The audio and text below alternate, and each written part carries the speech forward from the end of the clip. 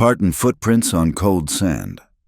The dust devil spun itself to death against the weathered boards of Elena's waterhouse, leaving behind a film of alkali grit that tasted of old bones and broken promises. Cole Maddox spat red-tinged saliva into the dirt, pressing his palm harder against the bullet graze along his ribs. The mail coach lay on its side 3 miles back in Vulture Narrows, looking like a beetle flipped by a cruel child. 2 guards dead, driver missing half his scalp but breathing, and Cole alive with a strong box of letters that somebody wanted bad enough to kill for. Sandalia squatted in the distance, a collection of adobe and timber buildings huddled against the evening wind like cattle before a storm. Population 300 on a good day, when the sheep herders came down from the mesas. Tonight, with the moon new and the stars sharp as broken glass, it looked like a place where secrets went to die. Cole's mare, Buttermilk, favored her left foreleg where buckshot had peppered her shoulder. Each step jarred fresh blood from beneath Cole's vest. The red seal on the letter in his coat pocket seemed to burn through the leather TS. In wax, the color of fresh liver. Whatever those initials meant, men had died for them today. The waterhouse stood at the edge of town, part tavern, part healer's shop, part last chance for travelers heading into the Jornada del Muerto.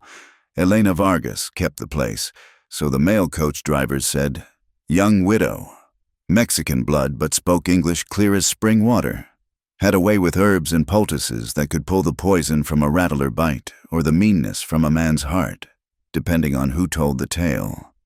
Cole needed both tonight. The door stood solid mesquite, scarred by weather and time.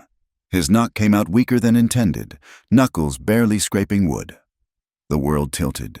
He leaned into the frame, leaving a bloody handprint on the whitewash. Closed. The voice carried through the door. Female, tired but not unkind. Try the lucky dollar if you need whiskey.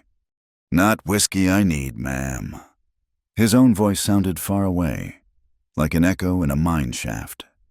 Got mail for you, and gold for doctoring, if you're inclined. Silence. Then the scrape of a heavy bar lifting. The door cracked open, revealing a slice of lamplight and a woman's face framed by dark hair bound back with a faded ribbon. Elena Vargas had the kind of beauty that survived hard summers and lean winters' strong bones. Clear skin the color of creek-bottom sand. Eyes that had seen their share of sorrow but hadn't surrendered to it. Those eyes widened at the sight of him. Mother of God! Just Cole Maddox, ma'am, though I understand the confusion. What with all the blood? She pulled the door wide, revealing a shotgun propped just inside. Smart woman. Get in, quickly! The main room served triple-duty general store, saloon, and surgery when needed. Shelves lined the walls, stocked with everything from coffee to cartridges.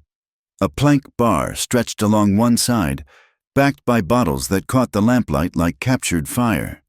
The smell hit him sage, alcohol, old wood, and something else, bread. Maybe, or tortillas cooking somewhere in back. Through here. She guided him past the bar to a smaller room, this one clearly for doctoring.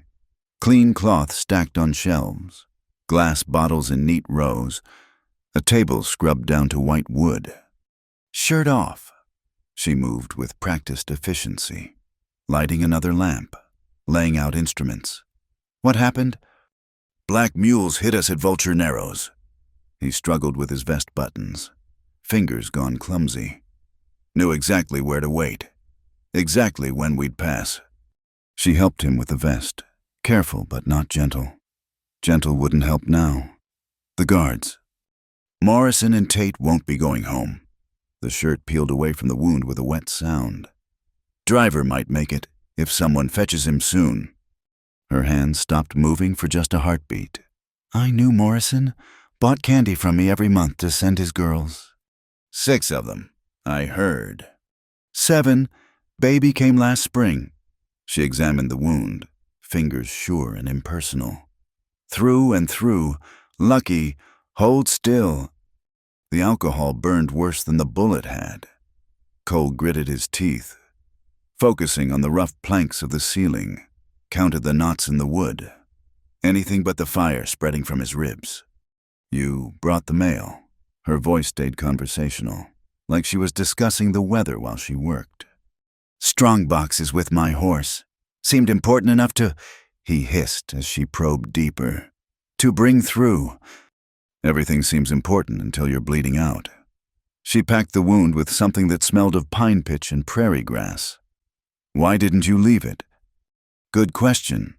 Cole had asked himself the same thing during the 3-mile ride, every step sending fresh lightning through his side. "Found something? Letter with a red seal? T.S." Her hands paused again.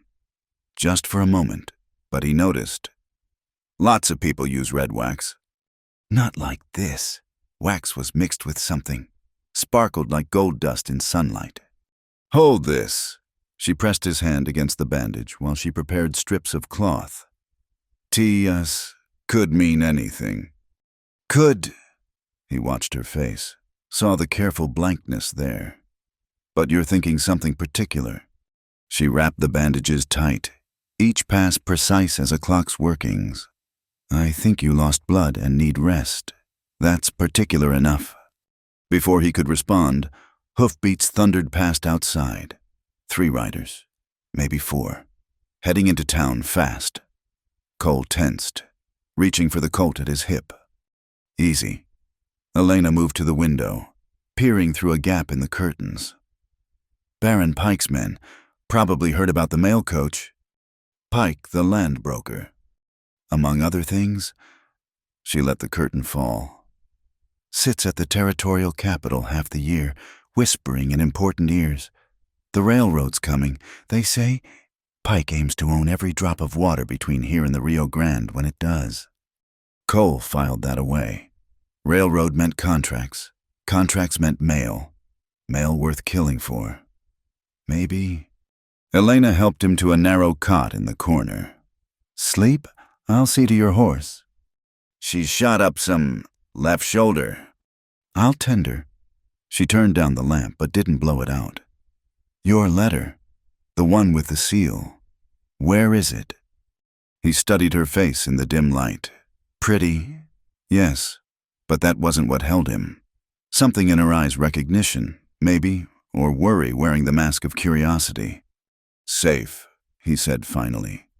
She nodded, unsurprised. "Rest, we'll talk more when you're not half dead." But Cole couldn't rest. Through the thin walls, he heard her moving about the creak of the front door, the low murmur of her voice as she spoke to Buttermilk, the splash of water from a bucket. Town sounds drifted in too. Rough laughter from the Lucky Dollar, a woman's sharp voice cutting through the night, and underneath it all, the constant whisper of sand against wood as the wind picked up. His coat hung on a peg nearby. The letter, still tucked inside, T.I.'d gold-flecked wax. A coach job that should have been milk run easy turned into a blood-soaked ambush. Elena's careful non-reaction when he mentioned the seal. Nothing simple in the territories. Never was, never would be. When Elena returned, she carried a tray water, beans, tortillas still warm from the comal. "Eat, physician's orders." Your horse knows she's a physician. That earned him almost a smile. "Buttermilk will be fine. Took some shot, but nothing deep. She's tough." Like her owner. Nothing tough about bleeding all over a woman's clean floor. But she said it without heat, settling into a chair nearby. The town's buzzing. Pike's offering a reward for whoever brings him information about the coach robbery. "Generous of him?" "Isn't it?" She watched him eat, her own hands folded in her lap. "You know what caught my attention? You said the black mules knew exactly where to wait, exactly when you'd pass." Cole nodded, chewing slowly. The beans were good, flavored with chilies and something else he couldn't name. "The mail coach runs that route regular." She continued, "Same time every week, but this week, you were carrying something special, something worth risking a murder charge in the territories." "Seems that way." She leaned forward, and he caught her scent soap and herbs and the faint sweetness of mezcal. I found something when I unsaddled your horse, tucked in the saddlebag, wrapped in oilcloth. His hand stopped halfway to his mouth. A silver charm, Yuma work, from the pattern, very old, very specific. She reached into her pocket, set the small item on the table between them. It was indeed silver, worked in a pattern of interlocking circles that seemed to shift in the lamplight. This belonged to a man named Gray, Yuma Gray, half Apache, half Mexican, all trouble. Never heard of him. No, she touched the charm with one finger. Funny, because this charm was made for protection, given to someone Gray cared about, someone he wanted to keep safe. Her eyes met his. My husband wore one exactly like it, until the day he died. The beans turned to sand in Cole's mouth. He set down the plate carefully. Your husband knew this Gray. Knew him. Gray saved Miguel's life during the drought of '75. Found him half dead in the desert, led him to a hidden spring. Miguel gave him our best horse in thanks. Her voice stayed level, but something flickered in her eyes. 3 months later, Miguel was dead. Fever, they said, very sudden. I'm sorry. Are you? She stood, began clearing the dishes with sharp, efficient movements. Because here's what strikes me as peculiar. Mr. Maddox, the black mules rob your coach. You survive. Bring the mail through despite a bullet wound. And somehow, you're carrying a protection charm that belonged to the one man who might know every water source between here and California. Every hidden route, every secret the desert keeps. Cole chose his words carefully. Found it at the ambush site. Thought it might mean something. Everything means something out here. She paused at the doorway. Question is whether it means salvation or a shallow grave. Get some rest. Morning will bring its own troubles. She left him alone with the lamp and his thoughts. Through the window, he could see stars beginning to fade as false dawn crept across the sky. Somewhere out there. Morrison and Tate were feeding the buzzards. The driver might be dead by now, too, or wishing he was. And Cole sat in a widow's doctoring room, holding secrets that connected to her dead husband in ways he didn't yet understand.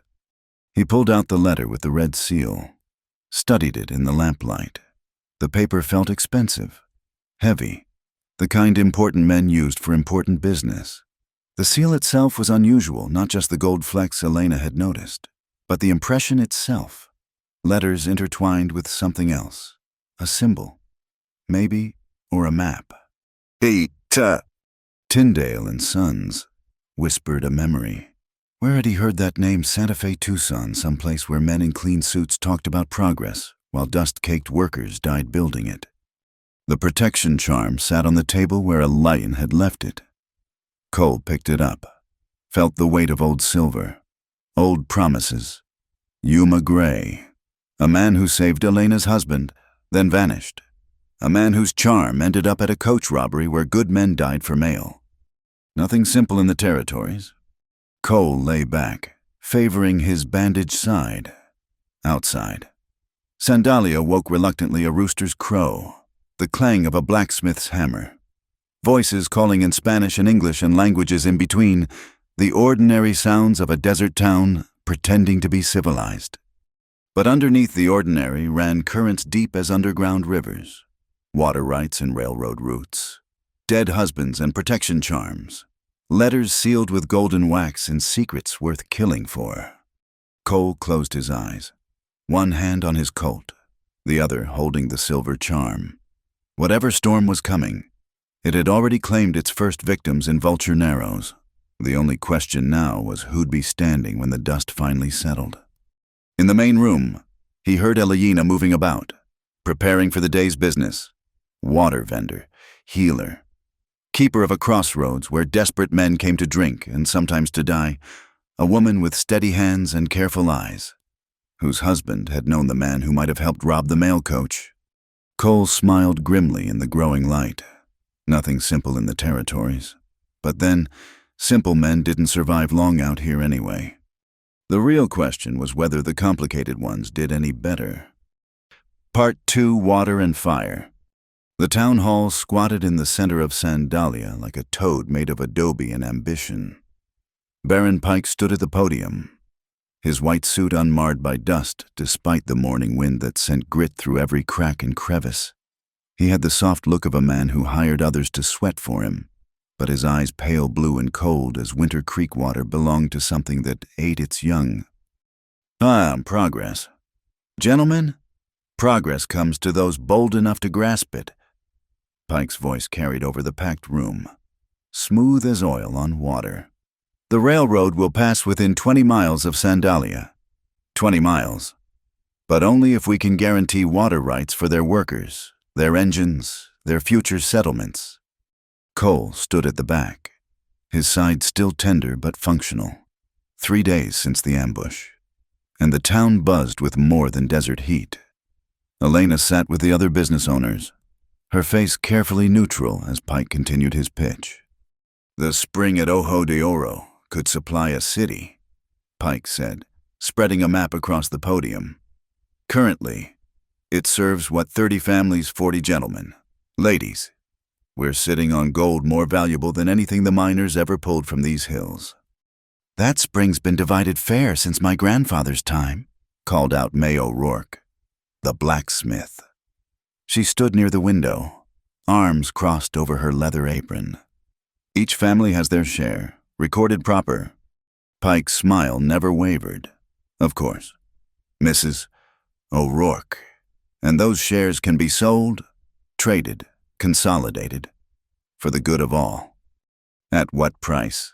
This from Padre Junipero, the mission priest who'd served Sandalia since before the war. His cassock was patched but clean, his face weathered as mesquite bark. Fair market value, naturally. Pike gestured to a man in the front row, Silas Reed, his enforcer, wearing matched coats and a smile that promised trouble. Mr. Reed here represents several investors eager to ensure everyone profits from this opportunity. Cole had seen Reed's type before, men who solved problems with lead, then complained about the noise, the kind who'd shoot a mail coach guard in the back and sleep sound after. What if we don't want to sell?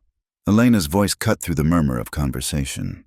She stood slowly, hands clasped in front of her. What if we believe water belongs to those who tend it, not those who trade it like cattle? Pike's expression hardened for just a moment before the oil-smooth smile returned. Mrs.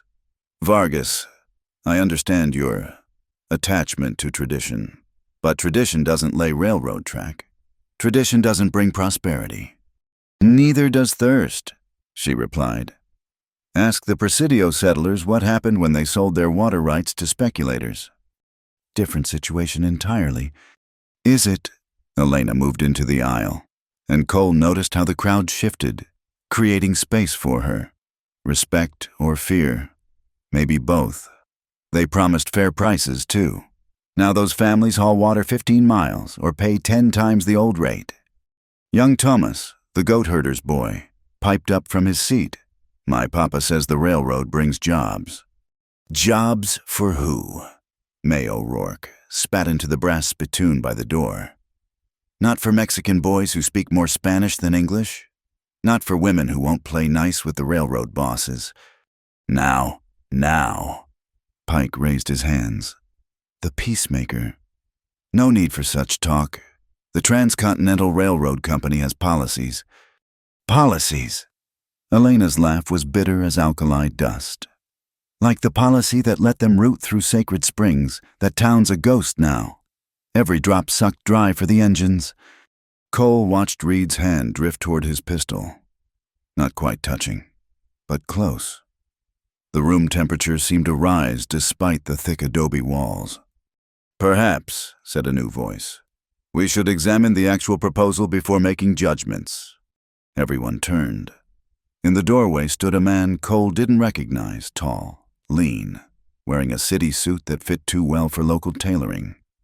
He carried a leather case and the confidence of someone used to being listened to. Ephraim Coley. Pike supplied, gesturing the man forward. From the Territorial Commission, here to ensure everything proceeds lawfully. Coley nodded to the room. his gaze lingering on Elena. "I've reviewed the water rights documentation, fascinating history, Spanish grants, Mexican confirmations, American amendments.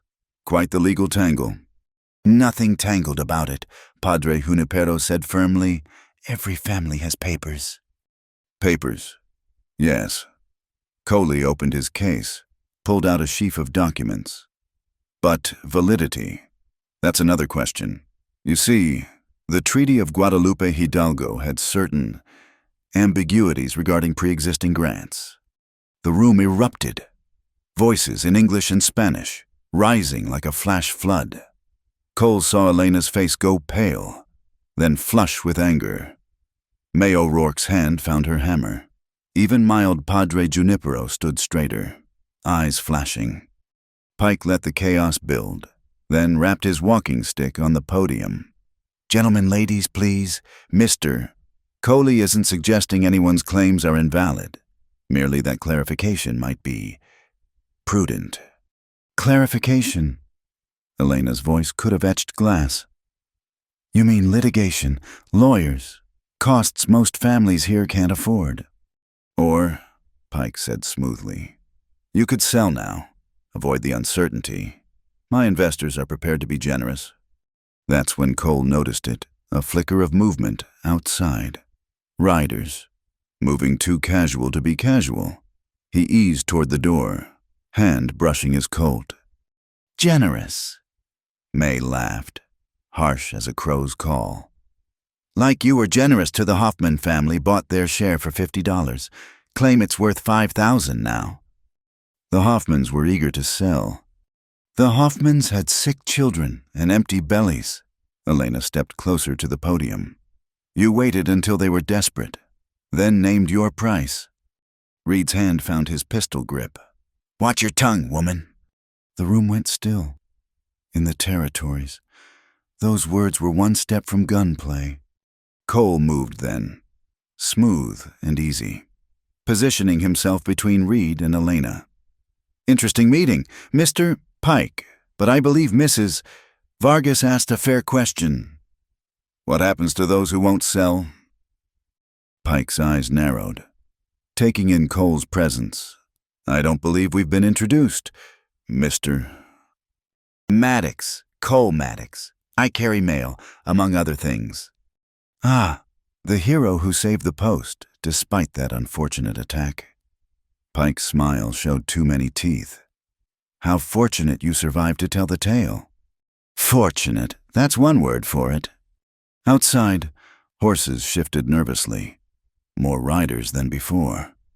Cole counted heartbeats, measured distances. The door stood 15 feet away. Too far if shooting started. "The question remains," Elena said, not backing down despite Reed's stare. "What happens to families who keep their water rights?" Coley cleared his throat. "Well, naturally, they're free to maintain their claims, assuming, of course, they can prove continuous use, proper documentation, payment of all taxes and fees." "What fees?" Padre Junipero demanded. "The territorial water management assessment, of course, newly implemented, retroactive to territorial establishment." The room exploded again. This time, Cole saw Reed's hand start to clear leather. He moved without thinking, his own Colt filling his palm. "Easy," he said, voice carrying despite not shouting. "No need for iron at a town meeting." Reed froze, calculating, fast as he might be. Cole had the angle and the draw. The enforcer's hand eased back, but his eyes promised a reckoning. "Mr. Maddox raises an excellent point," Pike said, voice still smooth despite the tension. "We're all civilized people here. Let's act as such." Elena turned to the crowd. "They mean to steal our water, make it legal with papers and fees and laws written by men who've never hauled a bucket in summer heat. We've seen this before. Our parents saw it, our grandparents." "Progress requires sacrifice." Pike interrupted. "The greater good." "Who's good?"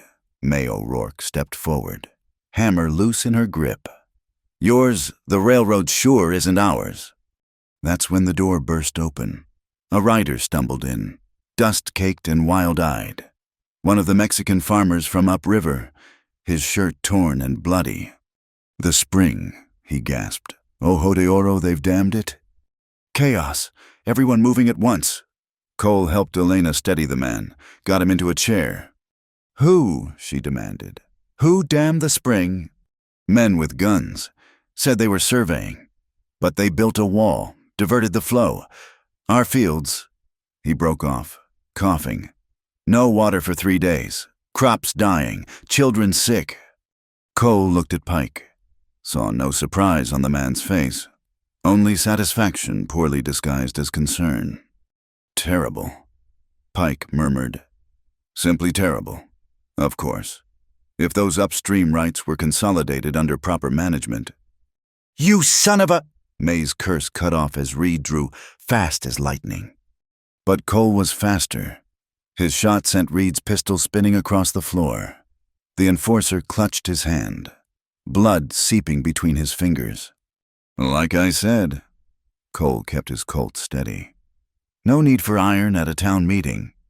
Pike's mask finally slipped, revealing the predator beneath. "You've made a mistake, Maddox. I own the law in this territory." "Maybe," Cole allowed. "But you don't own the water yet." Elena was already organizing. "May, get your tools. Padre, gather the men. We're going to Ojo de Oro." "You'll find armed guards," Pike warned. "Federal marshals with legal authority." "We'll find thieves," she shot back. "With or without badges." The crowd streamed out, purpose replacing panic. Cole found himself swept along, Elena at his side. "That was foolish," she said quietly. "Reed won't forget." "Neither will I." He holstered his Colt. "Your husband ever mention water disputes?" Her step faltered. "Miguel believed water was sacred, said it would outlive us all if we didn't poison it with greed first." "Smart man." "Not smart enough to stay alive." She quickened her pace. "We'll need every hand at the spring. Can you ride?" His side twinged, but he nodded. "Better than I can bleed?" She almost smiled. "Let's hope that's enough." They reached the horses as the sun climbed toward noon, painting the desert in shades of gold and rust. The wind carried dust and the promise of violence. Behind them, Pike stood in the doorway of the town hall, Coley beside him, planning, calculating.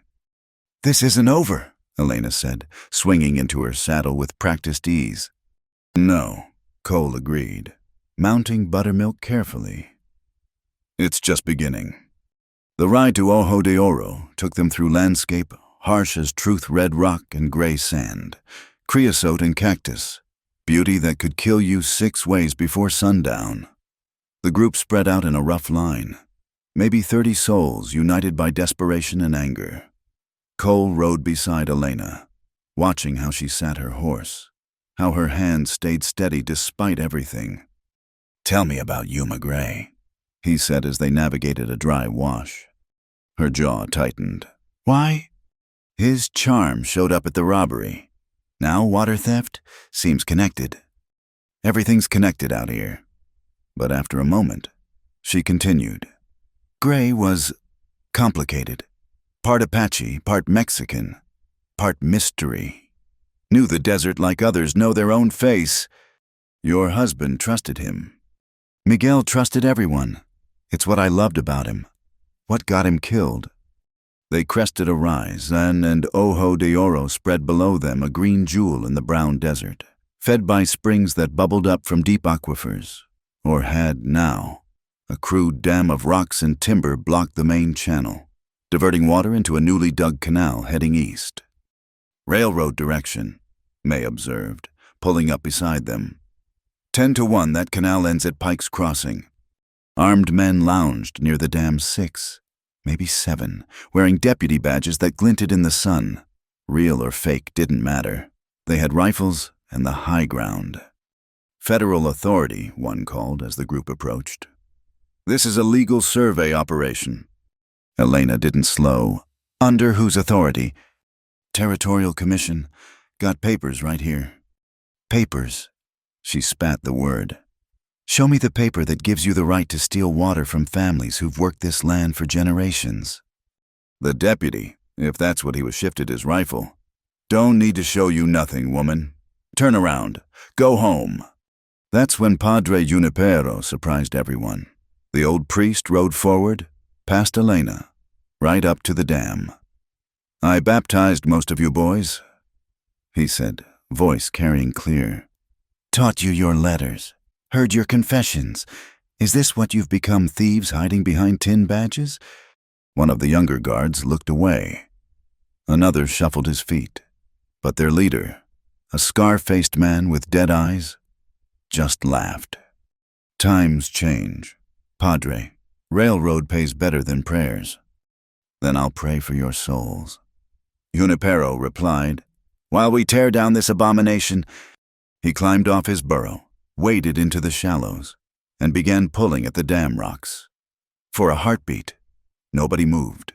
Then Elena joined him, then May, then the farmers, one by one, entering the water. Stop! Scarface raised his rifle. I'll shoot. No, Cole said quietly. You won't. He'd positioned himself on a small rise, good angle on all the guards. His Winchester rested easy in his hands, not quite pointing at anyone, not quite pointing away. 1 man against 7, Scarface sneered. 1 man who survived the Black Mules, 1 man who outdrew Silas Reed. Cole chambered around, the sound sharp as breaking bone. Your call. The standoff stretched taut. Water gurgled through the gaps as more rocks came loose. The guards fingered their weapons, calculating odds. Then hoofbeats thundered across the desert, riders coming fast from town. Cole recognized Pike's white suit, Reed's bulk despite his bandaged hand. With them rode a dozen hard cases, the kind who'd burn an orphanage for the insurance money. Blessed timing. Scarface grinned. Now you're outnumbered proper. But more hoofbeats echoed from the opposite direction. Cole turned to see riders flowing down from the mesa's Mexican vaqueros, Apache scouts, even some buffalo soldiers from the fort, all converging on the spring. Elena stood waist-deep in the water, a rock in her hands, and smiled. You're not the only ones who can send messages. Baron Pike. The two forces faced each other across the spring, tension thick as summer heat. Cole kept his position, knowing the first shot would unleash hell. In the water, the dismantling continued, stone by stone. Pike rode to the water's edge. This is rebellion, destruction of federal property. This is survival, Elena replied. Something you'd understand if you'd ever gone thirsty. I'll have you all arrested. Hanged. Try it. This from one of the buffalo soldiers. Sergeant stripes on his sleeve. We're here as private citizens, watching folks fix an illegal dam on their own land.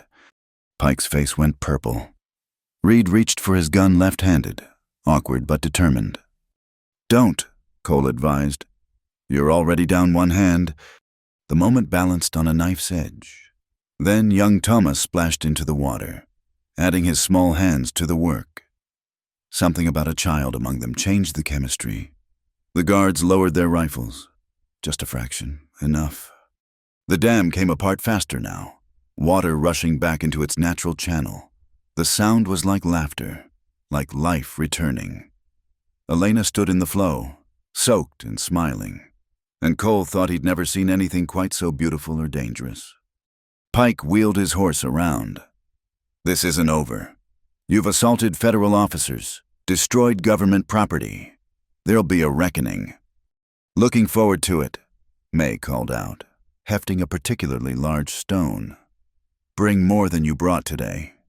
The Baron and his men retreated, dust and curses in their wake.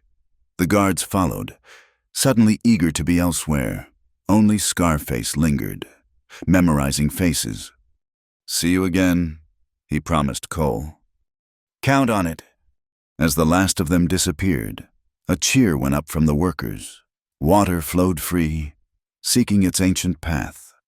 Padre Junipero blessed the spring in Latin and Spanish, and tongues older still. The people celebrated, but Cole saw Elena's face and knew she understood this was just the first skirmish. She waded to shore, water streaming from her skirts. "Thank you. Haven't done much yet. You stood with us, in this country. That's everything." He helped her up the bank, noticed how her hand fit in his, strong and sure. "Pike won't stop. Men like him never do. Neither do women like me." She squeezed his hand once, then let go. "Come, let's get back before they regroup. Tomorrow we start documenting everything, every threat, every lie, every stolen drop." The ride back was quieter, people savoring victory while knowing its price. Cole found himself watching the horizons. Old habits from the war. Trouble would come again. It always did. As they reached Sandalia, sunset painting the buildings rose and gold. Elena turned to him. "That letter you saved, the one with the red seal. I need to see it." He studied her face, saw determination there, and something else, fear, maybe, or hope wearing fear's clothes. "Tonight," he agreed, "after dark." She nodded and rode on, back straight despite exhaustion. Cole followed, leading a group that had become something more than desperate individuals. They'd become a force. Whether it would be enough remained to be seen. Behind them, Ojo de Oro flowed free under the darkening sky, its voice a song of defiance that echoed off the canyon walls. "Water and fire," Elena had said once. "Out here, you needed both to survive." Cole touched the letter in his coat, felt the weight of secrets yet to be revealed. Whatever came next, he had a feeling Sandalia would never be the same. Neither would he. On part 3, cracks in the stone. The letter lay between them on Elena's kitchen table, its red seal catching the lamplight like a drop of blood. Cole had finally broken it open, revealing dense script in a careful hand. Elena read it twice, her face growing paler with each pass. "Tyndale and Sons," she said finally. "T-S, just as you thought." "Know them?" "Everyone in the territory knows them. They're the shadow behind half the land grabs from here to California." She traced a finger over the map sketched at the bottom of the page. "This shows water routes, not just Ojo de Oro every spring, every seasonal creek, every hidden seep from here to the border." Cole studied the markings. "That's detailed knowledge, the kind that takes years to gather." "Or the right informant." Elena stood abruptly, moving to a wooden chest in the corner. She dug through papers, old photographs, finally pulling out a leather journal. Miguel kept records, everything about water rights, going back 3 generations. She opened it, flipping through pages of neat Spanish script mixed with rough diagrams. Then she stopped, staring at one entry. "What is it?" Instead of answering, she grabbed the lamp and held it close to the journal, then to the letter, back and forth, comparing. Her hands shook. "The handwriting?" she whispered. "These notes in the margin of the Tyndale letter, they match Miguel's hand." Cole leaned in, saw what she meant. The same distinctive loop on the G's, the same slant to the T's, unmistakable. Elena sank into her chair. He was working with them. My husband was feeding information to Tyndale. "You don't know that. Could be." "What coincidence," she laughed, bitter as alkali. "Look at this entry, 3 months before he died, meeting with T representative about northern passages. And here, received advance payment for survey work. Him." She shoved the journal away, stood to pace the small kitchen. I defended his memory, told people he'd never betray the community. And all along... "Elena," Cole caught her arm gently. "There might be more to it." "More," her eyes flashed. "He sold us out, sold our neighbor's birthright for Tyndale gold. Then why is he dead?" That stopped her. She stared at him, processing. Cole continued. Men like Tyndale don't usually kill useful informants. Not unless they outlive their usefulness, she finished. Or develop a conscience. She returned to the journal, reading more carefully now. Cole watched her work, noting the determined set of her jaw, the way she tucked one strand of dark hair behind her ear when concentrating. Beautiful.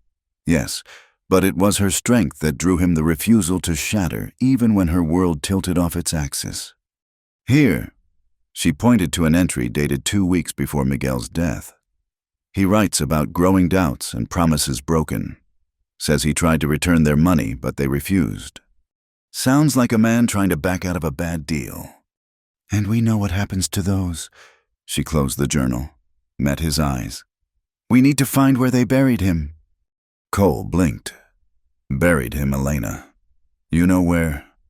I know where they held the funeral, where they said they buried him. Her voice went hard as flint. But I never saw the body. They said the fever made it inadvisable. Closed casket. Quick burial. I was grieving, didn't question. You think he's not in that grave? I think Miguel knew things that could destroy Tyndale's plans. I think they silenced him. She grabbed her shawl. And I think we need proof. Tonight. Pike's men are licking their wounds. Tomorrow they'll regroup. Maybe post guards. Tonight we have a chance. Cole knew better than to argue with that look. He checked his Colt, grabbed a pair of shovels from her shed. The moon was rising, 3/4 full, providing enough light to navigate, but not enough to make them easy targets. The cemetery sat on a hill outside town, a collection of wooden crosses and occasional stone markers wrestling with desert wind and time. Miguel Vargas's grave stood in the Mexican section, marked by a simple wooden cross that Elena had painted white every spring. 2 years, she said softly, kneeling by the marker. I've brought flowers here for 2 years. We don't have to do this. Yes, we do. She stood, took one of the shovels. If I've been mourning an empty grave while Miguel lies unburied somewhere. They dug in silence. The only sounds the scrape of metal on earth and the distant yip of coyotes. The soil was hard-packed, reluctant to give up its secrets. Cole's side ached with each shovelful, but he kept pace with Elena's furious energy.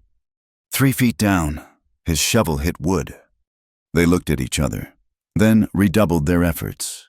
Soon they'd expose the plain pine coffin, its wood weathered but intact. Cole pried at the lid with his knife while Elena held the lamp. The lid came free with a groan. Inside lay empty. Elena's voice was flat, unsurprised. They didn't even weight it with rocks, just buried an empty box and called it done. Cole helped her out of the grave, then studied the ground around them. If they killed him elsewhere, they'd need to transport the body, hide it where it wouldn't be found accidentally. Mesa de la Aguila, Elena said immediately. It's isolated, rocky, plenty of places to hide. Remains. That's rough country. Day's ride at least. Then we'd better get started. They filled in the grave, no sense advertising their discovery, and headed back to town. Elena moved like a woman with purpose now, the shock crystallizing into determination. At her house, she packed supplies with practiced efficiency water, food, ammunition. Cole added his own contributions, including field glasses and a compass he'd carried since the war. We should wait for daylight, he suggested. We should do a lot of things. She strapped on a gun belt, the weight of it natural on her hips. I'm done with should. They rode out as the moon reached its peak, casting silver light across the desert. Cole had learned to trust his instincts during the war, and right now they screamed danger. But he'd also learned that sometimes the dangerous path was the only one worth taking. The trail to Mesa de la Aguila wound through increasingly hostile terrain, slot canyons that could become death traps in flash floods, ridges where Apache raiders once waited for unwary travelers, stretches of alkali flat that sucked moisture from man and beast alike.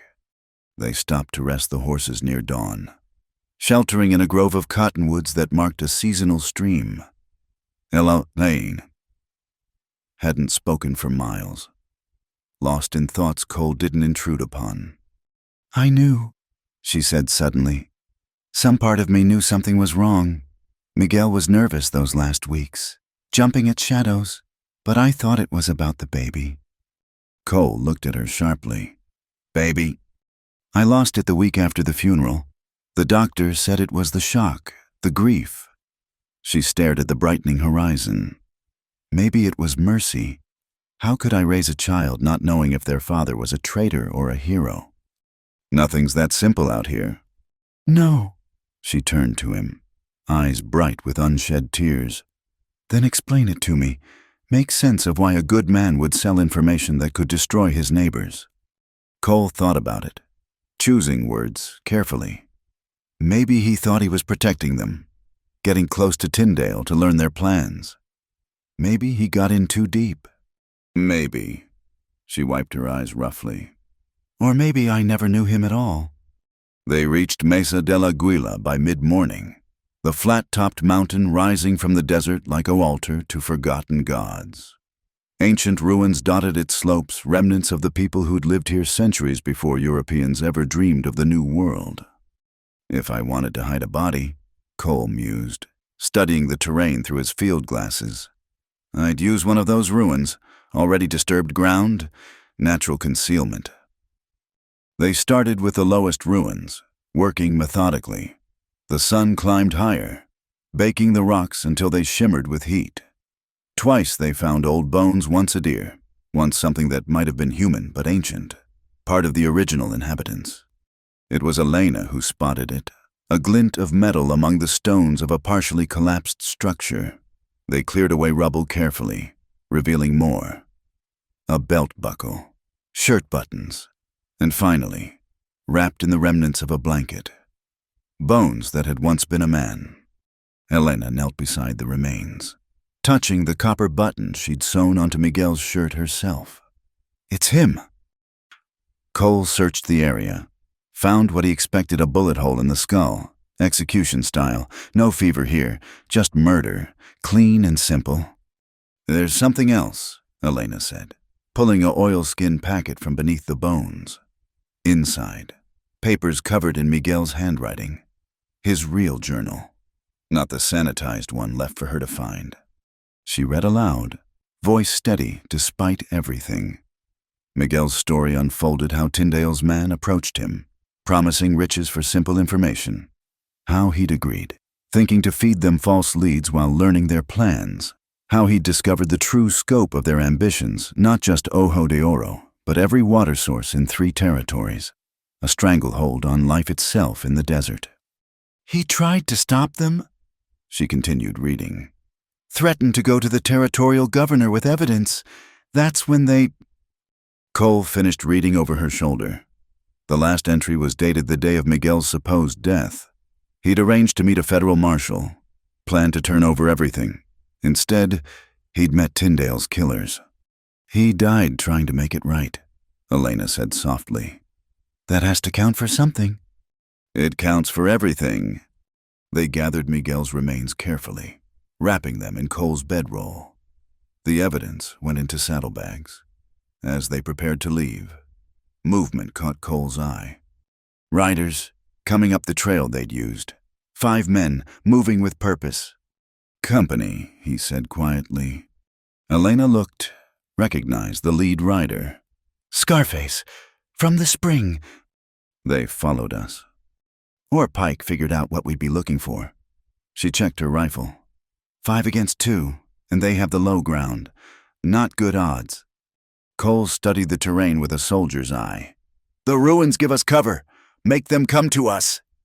They positioned themselves among the ancient stones, using walls that had stood for centuries as shelter. The riders came on, confident in their numbers. Maddox, Scarface called. Mrs. Vargas, we know you're up there. Mr. Pike just wants to talk. Talking requires honesty. Elena called back. Something your boss wouldn't recognize if it bit him. Now that's unfriendly. Come on down. Save everybody trouble. The only trouble here, Cole replied, Is you boys thinking 5-2 makes you safe? Scarface laughed. You that good, mailman? Good enough, but I don't need to be. Cole raised his voice. Not when we have friends. On cue, rifle shots cracked from 3 directions, not hitting anyone, just kicking up dust near the horses' feet. The animals danced nervously as their riders spun, looking for threats that weren't there. Elena glanced at him, eyebrow raised. Learned that during the war, he murmured, amazing what you can do with echo and ricochet in the right terrain. The riders below milled in confusion. Another shot. This one Cole sent Scarface's hat spinning. The message was clear. I could have taken your head instead. Fall back, Scarface ordered. His men didn't need telling twice. As they retreated, he turned in his saddle. This ain't over. Maddox?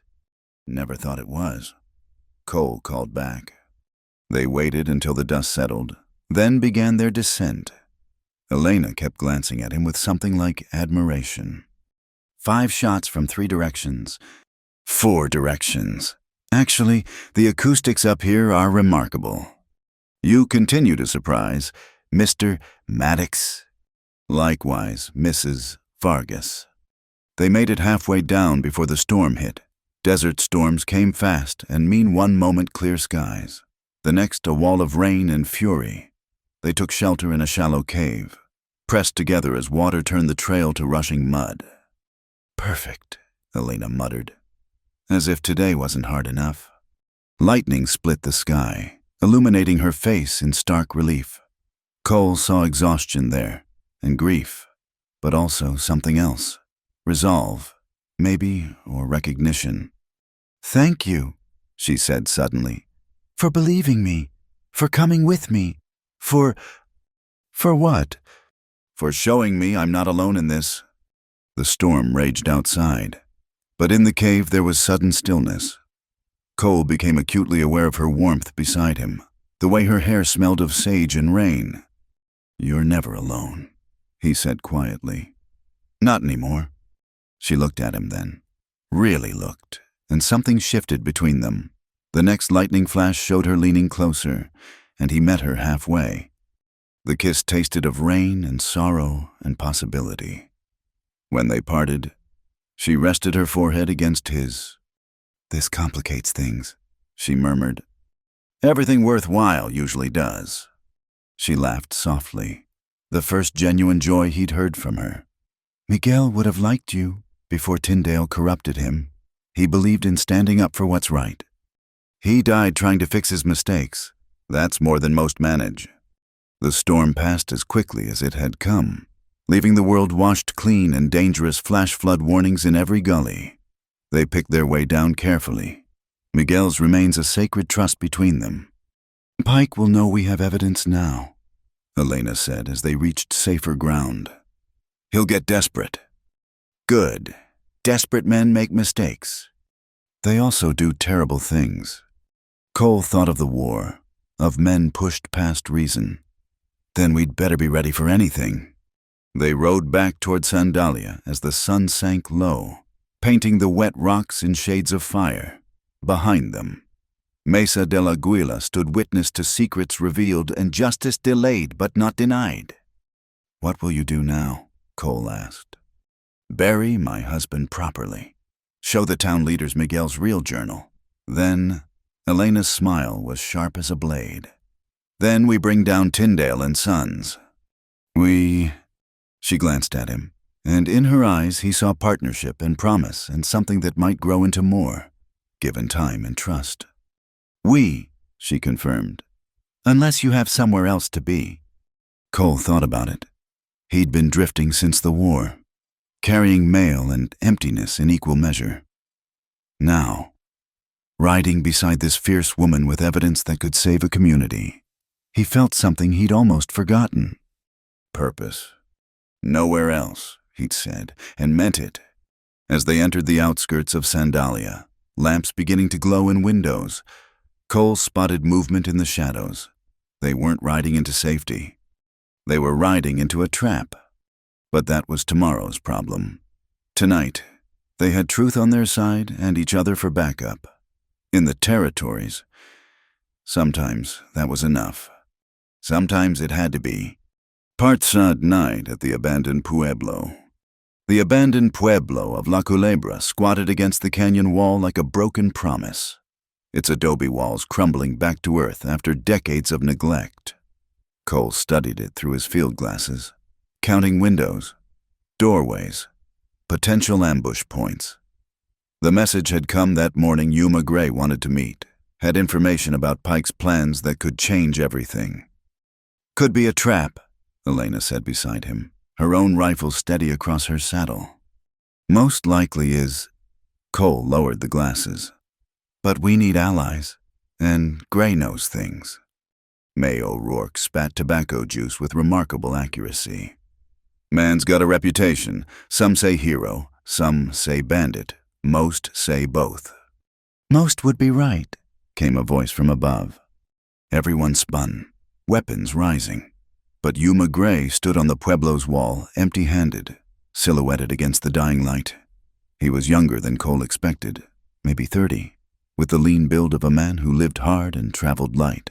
Apache blood showed in his cheekbones, Mexican heritage in his easy stance. Jumpy, Gray observed. Good. Means you might live through this. He dropped from the wall, landing soft as a cat. Mrs. Vargas, sorry about Miguel. Elena's rifle never wavered. You gave him the charm, the one Cole found at the ambush. I gave him lots of things. Advice, mostly, which he didn't take. Gray's eyes flicked to Cole. You're the mail carrier who shot up Reed. Heard about that. Nice work. I aim to please. Bet you do. Gray gestured toward the pueblo. Come on, got coffee and information. Maybe some of both will keep us alive. They followed him through rubbled streets, past rooms open to the sky. The pueblo had been abandoned since the Apache Wars, left to wind and weather and the occasional outlaw seeking shelter. Gray led them to a building near the center, walls intact, with clear sight lines in all directions. Inside, a small fire burned in a pit lined with stones. Coffee bubbled in a battered pot. Around the walls, Cole noted supplies, ammunition, food, medical goods. This wasn't a temporary camp. You've been here a while, Elena observed.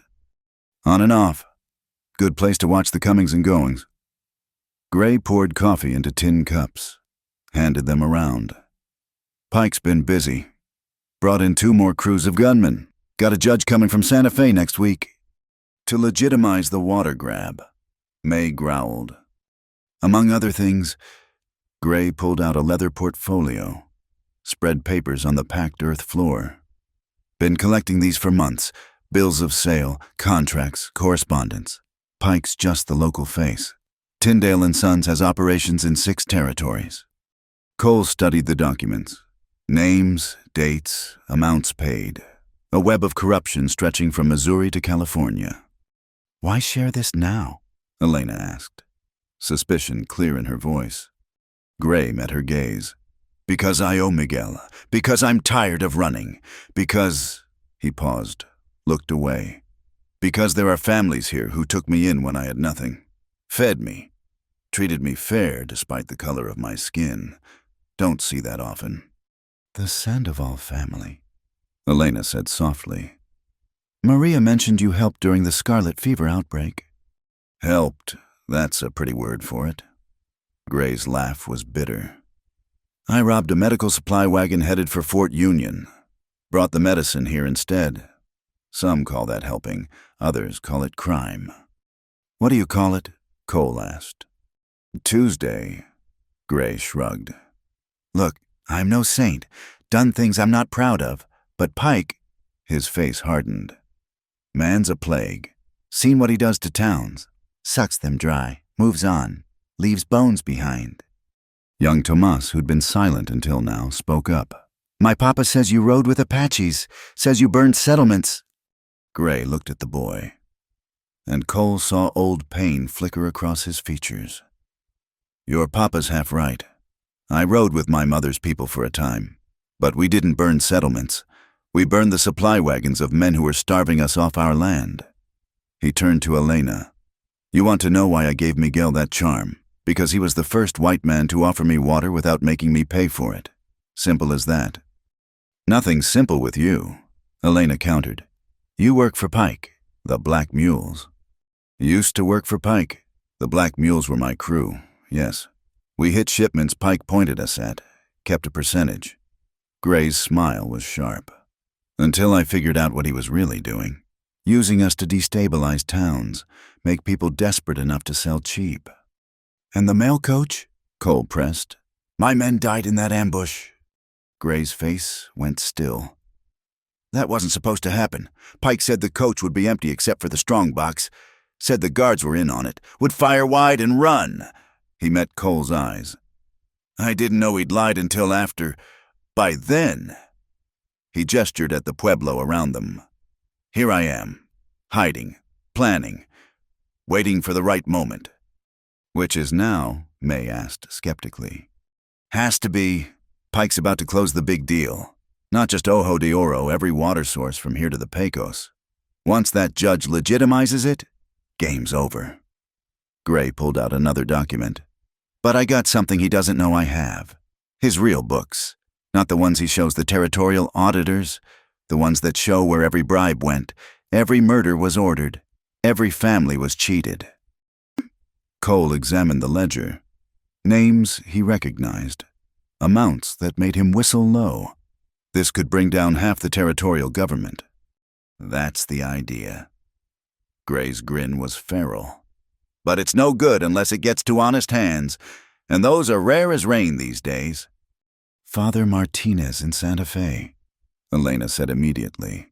He has connections to reformers in Washington. If we can get it there. Gray stood, moved to the window. Pike knows I have it. His men have been sniffing around for weeks. Matter of time before... Gunfire erupted outside, cutting him off. Windows shattered. Adobe chips flew as bullets chewed into walls. Speaking of time, Gray said conversationally, already moving. Take cover. They scattered, finding positions behind overturned tables, doorways, anything solid. Cole counted muzzle flashes, 8, maybe 10 shooters, positioned in the surrounding ruins. Silas Reed. The voice boomed across the plaza. Gray, we know you're in there. Send out the books and the mailman. We might let the others live. Generous, Gray called back, snapping off 2 quick shots. Counteroffer you leave now. I don't tell your wife about that girl in Massilia. The response was a concentrated volley that sent everyone ducking. You had to antagonize them, Elena muttered, checking her ammunition. It's a gift, Gray admitted. May had taken position by a side window, her buffalo rifle booming methodically. Got movement on the east wall. They're trying to flank us. Cole assessed quickly. The Pueblo's ruined state was both advantage and disadvantage, plenty of cover, but too many approaches to defend. We need to even the odds, he said. Gray smiled. Thought you'd never ask. He pulled back a worn rug, revealing a cache of dynamite. Been saving this for a special occasion. You're insane, Elena said flatly. Probably. But I'm also prepared. Gray started cutting fuses with practiced ease. The beauty of La Culebra is all these connecting walls. Blow the right ones. He handed sticks to Cole and May. North corner, support beam, east wall, third doorway. I'll handle the rest. They moved in coordinated chaos. Cole low-crawled through rubble. Reed's men firing at shadows. He placed his charge, lit the fuse, scrambled back as bullets sparked off stone inches from his head. The explosions came in sequence, boom, boom, boom, bringing down strategic walls, ceiling approaches, turning the Pueblo's layout to their advantage. Dust billowed, obscuring vision. Men shouted in confusion. Now, Gray led the charge, all of them breaking from cover while their attackers were disoriented. The fight was brutal, close quarters, gun smoke and fury. Cole found himself face to face with Scarface. Both men's guns empty. They grappled, rolling in the dirt. Scarface was bigger, but Cole had learned dirty fighting in places meaner than this. A knee, an elbow. A rock grabbed and swung. Scarface went down and stayed down. Elena fought with controlled ferocity, using cover, picking targets. May wielded her rifle like a club when ammunition ran low, her blacksmith strength serving her well. Young Thomas, who should have been hiding, threw rocks with deadly accuracy. And Gray moved like smoke, like shadow, his mixed heritage serving him in ways that made him nearly impossible to target in the dust and confusion. When the dust settled, Reed's men were down or fled. Reed himself lay clutching his thigh where Elena's shot had found him, cursing steadily. "You're all dead," he snarled. "Pike owns this territory, owns the law." "Maybe," Cole allowed, checking the man's wound. "Not fatal, unfortunately. But he doesn't own us." Padre Junipero appeared from behind rubble, dusty but intact. "The boy did well," he said, hand on Tomas's shoulder, "though his mother will have words with me for allowing it." "I helped," Thomas protested, then noticed blood on the priest's sleeve. "Padre, you're hurt." A scratch, but Junipero swayed, and Elena was there instantly, examining the wound a graze across the upper arm. Painful but not serious. "You're lucky," she said, starting to bandage it. "Blessed," the priest corrected gently. "There is a difference." Gray had retrieved his documents during the fight, stuffing them into saddlebags. "We need to move. Pike will send more men." "Where?" May asked pragmatically. "They know all our hiding spots now." "Not all of them." Gray looked at Elena. "The old mission, San Cayetano. It's been closed 20 years, but the well still works. Defensible position. Holy ground even Pike might hesitate to assault a church." Elena considered. "It's a day's ride. Hard country." "Better than waiting here for round 2. They gathered what they could, ammunition, medical supplies, the precious documents. Silas Reed they tied up, left him where his men would find him eventually. Alive, because they weren't Pike's kind of killers. A message in itself. As they prepared to ride out, Gray pulled Elena aside. Cole watched the conversation, saw her initial stiffness soften as Gray spoke. Finally. She nodded, touched his shoulder briefly. "What was that about?" Cole asked as they mounted up. "He told me about Miguel's last message, the one he never got to send." She looked ahead, jaw set. Miguel discovered Pike was planning to poison certain wells, make the land worthless so people would sell, then discover new water sources on the purchased land. "Poison wells." Cole felt rage, cold and clean. "That's evil." "Yes." Elena's voice was steady, but her knuckles were white on the reins. "The kind of evil that has to be stopped." They rode out as the moon rose, 7 souls bound by necessity and growing trust. Behind them, La Culebra smoldered, another casualty in a war most people didn't even know was being fought. "You realize we're outlaws now," May observed cheerfully. "Assaulting territorial deputies, destroying property, consorting with known criminals." "I prefer defenders of justice," Gray suggested.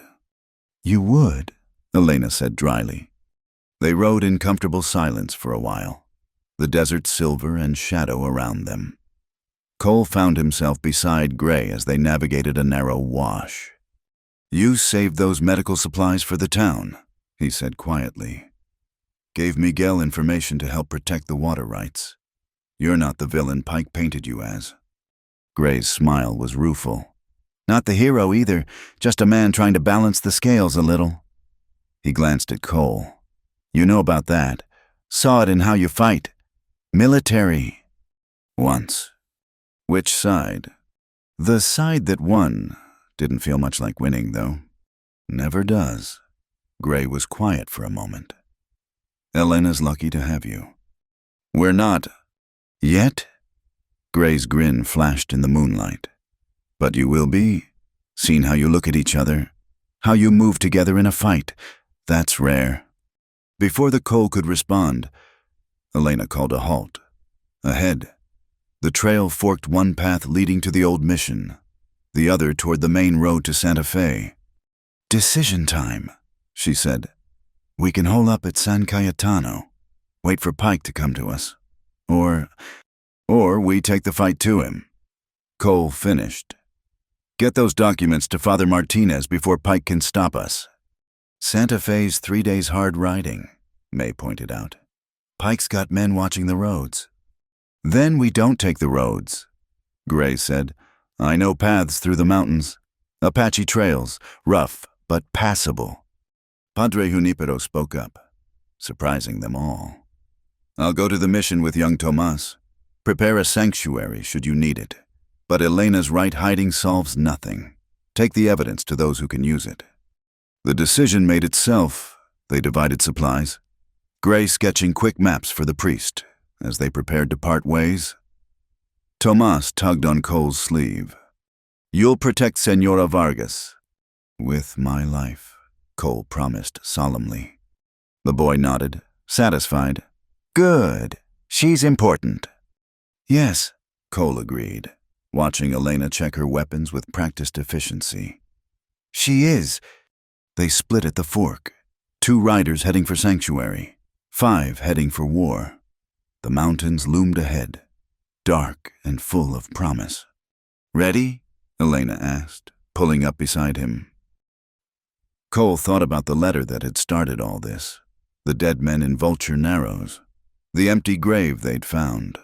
Thought about Pike and his poisoned wells, Tyndale and their maps of theft. Ready, he said. They rode toward the mountains as clouds gathered on the horizon, promising storms. Behind them, the first drops of rain began to fall on the abandoned pueblo, washing away blood and footprints alike. But some things, Cole knew, weren't so easily washed clean.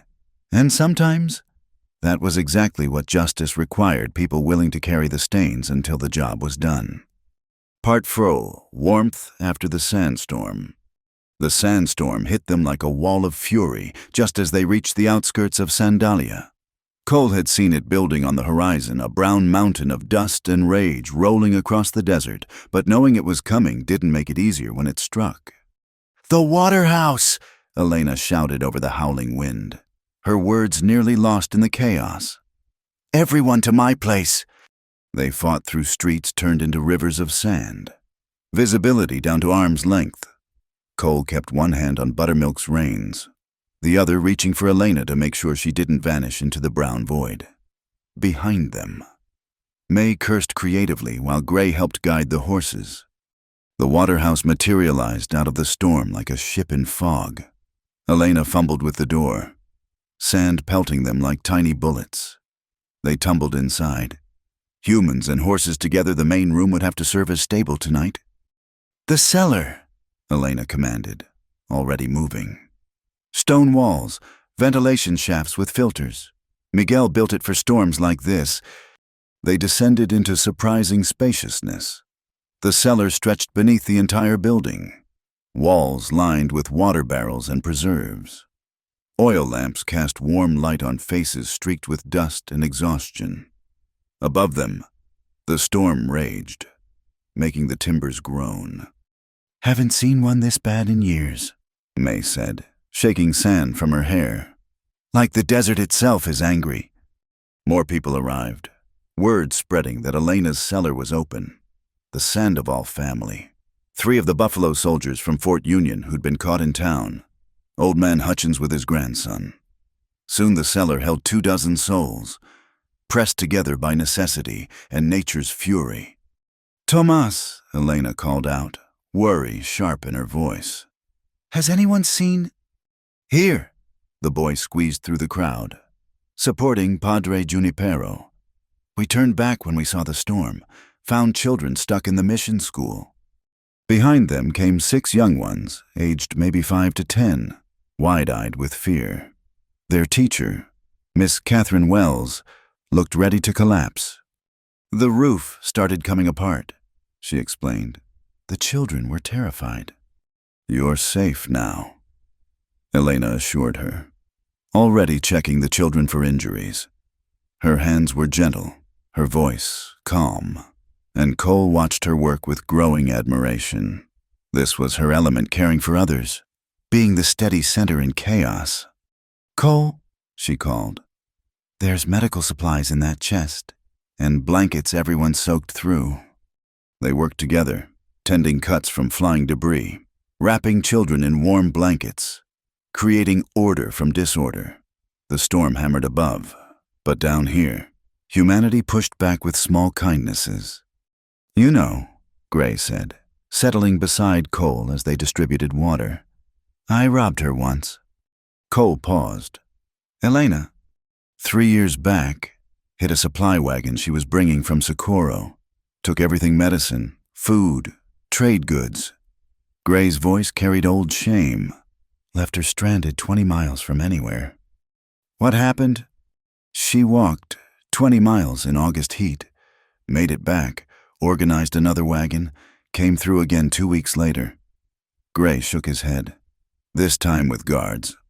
But when they caught up to where I'd cached the stolen supplies, half were gone, left for the Apache camps, along with a note.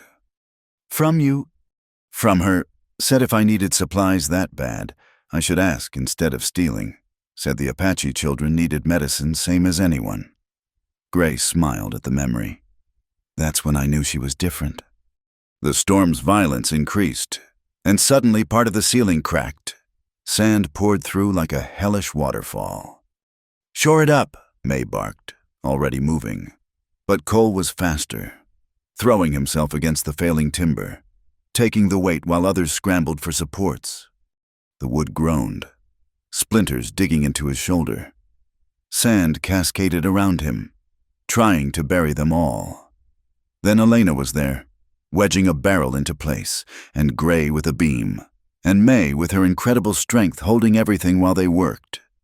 They got it braced, but Cole was coated in sand and blood where the splinters had found flesh. Elena guided him to a corner, her touch careful but sure. Your shirt, she said simply. He peeled it off, muscles protesting. The lamplight showed old scars from the war mixing with fresh damage. Elena cleaned the wounds without comment, but he felt her fingers trace one particularly nasty scar across his ribs. Shrapnel, he explained.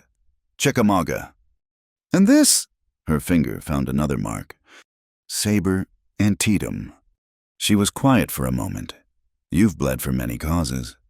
Starting to think this might be the first one worth it. Their eyes met, and something electric passed between them, around them. The cellar was full of people, but for that moment they might have been alone in the world. Cole, she whispered, and in his name he heard questions and answers and possibilities. The storm chose that moment to redouble its fury. The whole building shook. Children cried out in fear. Sing for us, Padre, someone called, like you used to. The old priest's voice rose, thin but true, an ancient hymn in Spanish that spoke of shelter and grace. Other voices joined in, creating harmony against the storm's discord. Elena's hand found Cole's in the dimness, squeezed once, then let go as she moved to comfort the children. Hours passed in that strange underground twilight. People dozed fitfully, told stories, shared what food they had. Cole found himself part of a community in a way he hadn't been since the war, and this time, building something instead of tearing it down. You're good with them, he told Elena as she soothed a crying child. Children are honest, she replied. They fear what deserves fearing, love without condition. Adults could learn from them. Some adults are learning, he said quietly. She looked at him then with such warmth that his breath caught. Yes, some are. The storm began to die near dawn. Its fury spent, they emerged like survivors from a cave, blinking in the pale light. The town was transformed drifts of sand 3 feet high, buildings scoured clean or buried completely. "The courthouse!" Someone gasped. Pike's symbol of authority was half collapsed, its eastern wall gone. Papers scattered across half the territory by now. "Shame," May said with deep satisfaction. "All those land deeds and water claims, lost to the wind." "Not all of them," Elena said grimly. "Pike keeps the important ones in his private safe." People dispersed to check their own property, but Cole lingered with Elena as she surveyed her waterhouse. The upper floor was damaged but standing. Sand filled every corner, but the bones were good. "It'll take days to clean," she sighed. "Then we'd better start." He began shoveling sand, and she joined him, working in companionable rhythm. "Last night," she said after a while, "in the cellar, when you held up that beam, anyone would have—" "No." She stopped shoveling, faced him fully. "They wouldn't—" "You put yourself between danger and innocence without thinking. That's who you are." "Elena?" She stepped closer, dusty and exhausted and beautiful. "I've been dead inside since Miguel. Thought I'd never feel again. Then you arrived, bleeding and stubborn and good." Her hand touched his chest, over his heart. "You make me want to live, not just survive." The kiss was different from their first, deeper, surer, carrying promises spoken in the language of flesh and feeling. When they parted, both were breathless. "God, you're big," she whispered, and he realized she meant not just physically, but in presence, in the space he'd carved out in her life. He lifted her easily, her weight nothing to arms that had carried wounded soldiers and water barrels and now hope itself. "And all of me is yours," he murmured against her hair. The bedroom was simple: a bed, a dresser, morning light filtering through sand-scoured windows. They came together with desperate tenderness, two souls finding harbor after too long at sea. Clothes fell away like old griefs, replaced by skin and warmth and connection. Cole was gentle, mindful of her past hurts, both physical and spiritual. Elena was fierce, claiming him with hands and mouth and heart. They moved together in ancient rhythm, speaking truths too deep for words. Afterward, they lay entwined as full daylight crept across the floor. Elena traced lazy patterns on his chest. He played with her dark hair spread across his shoulder. "The storm's passed," she said eventually. "This one, yes, Pike's still coming." "I know." She rose up on one elbow, studying his face. "Are you sorry this complicates everything?" "Best complications I ever encountered." She laughed, the sound like water in the desert. "Romantic and a fighter. I'm a lucky woman." "We're both lucky. Found each other in all this mess." "Miguel used to say the desert brings people what they need, not what they want." Her smile was sad but not bitter. "Maybe he was right." They rose, dressed, returned to the work of cleaning, but everything was different now, charged with new energy, softened by intimacy. When their hands brushed passing buckets, when their eyes met across the sandy room, the connection hummed between them like telegraph wire. Gray appeared around midday, grinning knowingly. "Storm damage at the courthouse is worse than it looked. Pike lost half his records, including the new water assessments." "Convenient," Elena said dryly. "Isn't it also? Father Martinez sent word from Santa Fe. He's ready to receive our evidence, has federal marshals standing by." "Then we leave tonight," Cole decided. "Pike will be scrambling to recover his position. Good time to move." Elena asked. "You think I'm letting you face this without me?" "I was hoping you'd say that." They spent the afternoon preparing weapons cleaned, supplies gathered, the precious documents wrapped in oilcloth. The town slowly dug itself out, neighbors helping neighbors, the storm having reminded everyone what really mattered. As the sun set, painting the sand-scoured buildings gold, Elena stood in her doorway looking out at Sandalia. "Whatever happens," she said, "this place will survive. These people endure worse than Pike." And they have you, Cole pointed out. Their own force of nature. They have us, she corrected, taking his hand. May appeared, leading horses. Ready when you are, though I still say we should just shoot Pike and have done. Then we're no better than him. Elena replied, Justice means something, or it means nothing. They mounted up as stars began to appear in the clear-washed sky. 5 riders with revolution in their saddlebags and determination in their hearts. For Miguel, Elena said quietly. For Morrison and Tate, for everyone Pike's crushed. For the future, Cole added. For the children singing in your cellar who deserve better than what men like Pike offer. They rode out together, the storms passing having carved new channels in the landscape.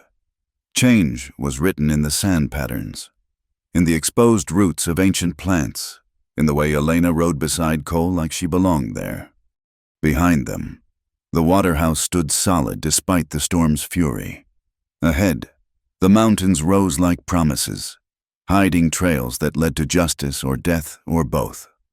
But tonight, riding beside the woman who'd brought him back to life, Cole felt ready for whatever came next. The storm had passed, leaving them scoured clean and bound together. And in the high desert of New Mexico, under stars bright as Elena's eyes, that was miracle enough for any man. Partix, the day of justice under open sky. The morning sun beat down on Sandalia's makeshift courthouse, a platform of rough planks erected in the town square after the storm destroyed Pike's temple of legal manipulation. Judge Harrison Weatherby had arrived from the territorial capital, a man with the rare reputation of honesty in a land where justice often went to the highest bidder. Quite the turnout, Gray observed, scanning the crowd that filled the square and spilled into side streets. Half the territory must be here. Cole stood with Elena near the platform, the precious documents secure in a leather case. 3 days of hard riding to Santa Fe and back had brought federal marshals and something more valuable attention from newspapers as far away as Denver and St. Louis. Pike won't go down easy, Elena said, watching the Baron's white suit moving through the crowd like a shark through schools of fish. He's got too much invested. So do we, Cole replied. Difference is, we've got truth on our side. May O'Rourke pushed through the crowd, her blacksmith's arms clearing a path. Just got word, Ephraim Coley's trying to get the judge to dismiss everything. Says the storm destroying records creates reasonable doubt about documentation authenticity. Let him try. Elena's smile was sharp. We've got Miguel's journal, Gray's books, and surprises Coley won't see coming. Judge Weatherby took his seat, a simple chair replacing the ornate throne Pike had favored. He was a small man with intelligent eyes and hands that had known work before law books. This hearing will determine the validity of water rights claims in the Sandalia district, he announced, his voice carrying despite his size. All parties will have the opportunity to present evidence.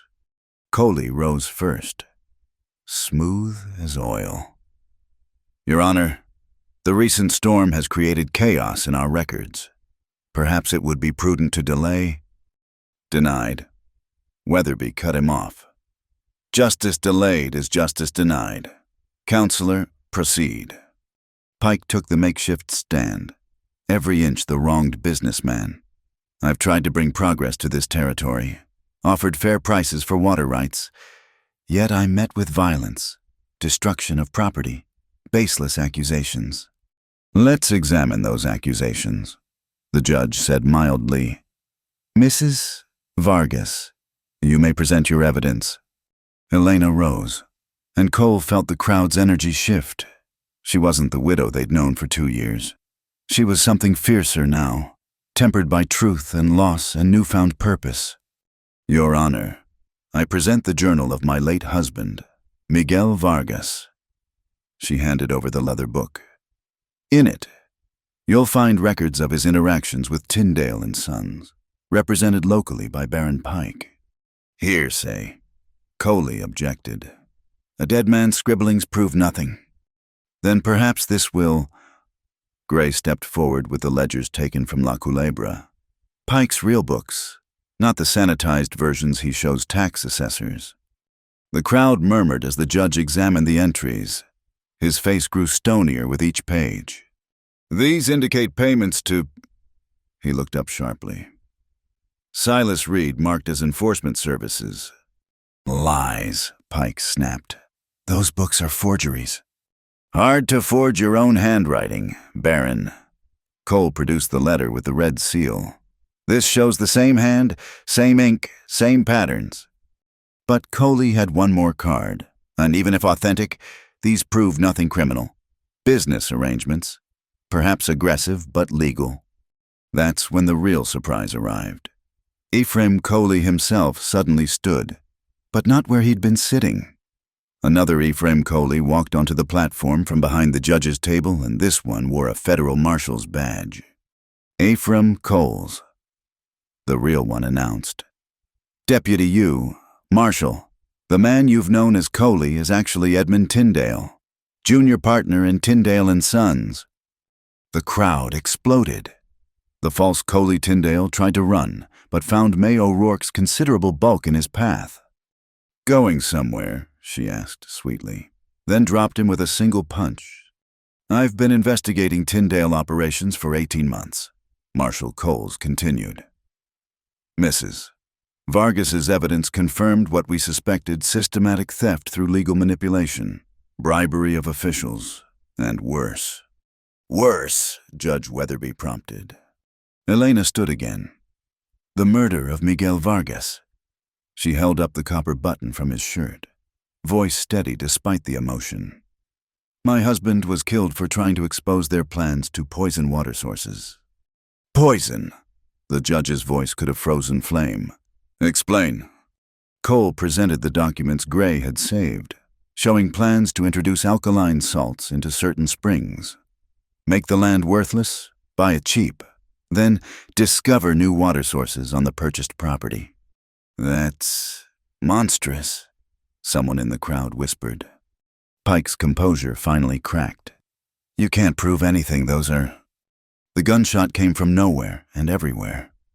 Cole moved on instinct, throwing himself at Elena as Pike fell, blood spreading across his white suit, on a rooftop.